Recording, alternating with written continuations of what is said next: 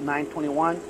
The Houston Communications Center, Emergency Communications Center, received a call of a individual chasing a suspicious person. At 9:25, that individual, by the way, the individual gave the wrong address, so we started responding, but we couldn't find where they're at. At 9:25, the individual calls and says that the suspect is near the Jewish Community Center, and the caller at that time at 9:25 said he believed that the suspect may be suspect Pappas, who we were looking for the murder of Dr. Hausknecht. At 9:30 a.m., the caller calls back because what occurred is this reporting party works for the Houston Parks Board.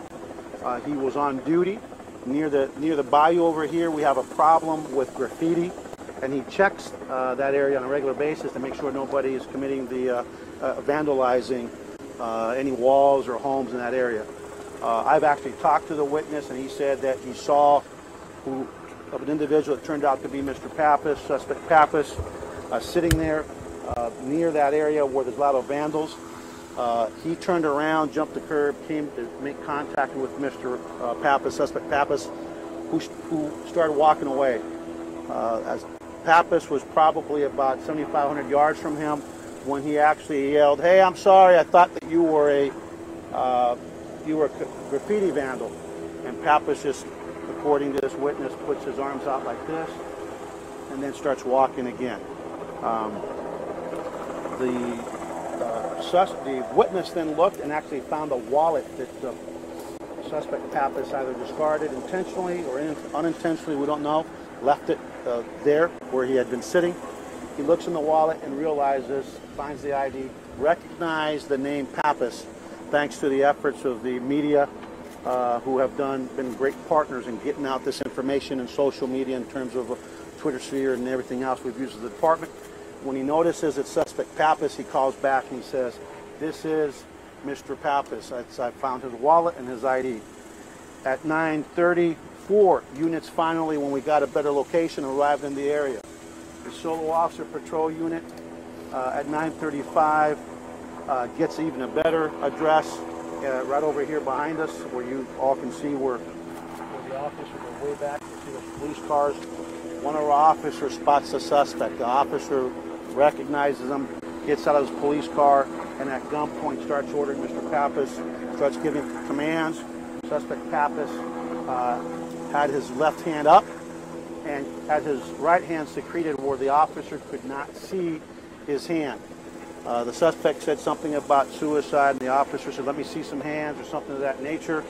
The suspect has body armor on and was not complying with our officer's command. When the officer saw he wasn't complying with the command, he actually made a tactical repositioned himself on the other side of his patrol car to put his engine block between him and the suspect. Fortunately for our officer, a second backup unit arrived from the opposite direction, and as that officer started forming a T formation on the suspect, suspect Pappas took the gun and shot himself in the head. He was pronounced at the scene deceased by a Houston Fire Department from what appears to be, again, one single shot to the head, self-inflicted gunshot.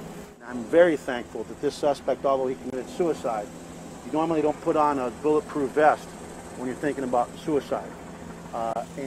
When you start thinking about, based on my experience, it's just an opinion and a hunch. But I thank God that that second officer got there when he got there, because the suspect was not complying with the commands of the officer, kept his hand, his strong hand with the weapon in it, secreted where the officer couldn't see it. And it wasn't until he saw that second officer. I'm convinced that had we not had that second officer arrive from a different angle, we might have had a shootout out here, and I just thank God that our officer's okay. I also thank God that our witness, who's really Cree, that works for the Parks Board, I really believe when he was doing this and stopped, he's trying to get him to come up.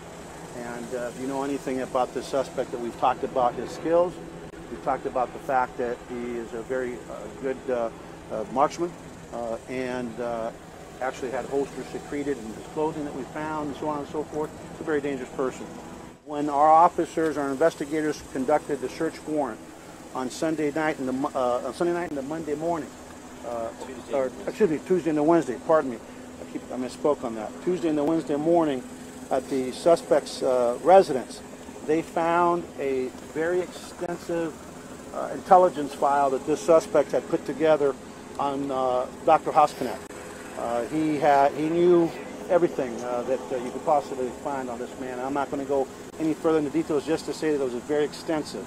Inside that intelligence file, we found one sheet with some of Dr. Hausknecht's information, but contained within that sheet was probably, a couple dozen names of potential doctors and other employees of the Texas Medical Center.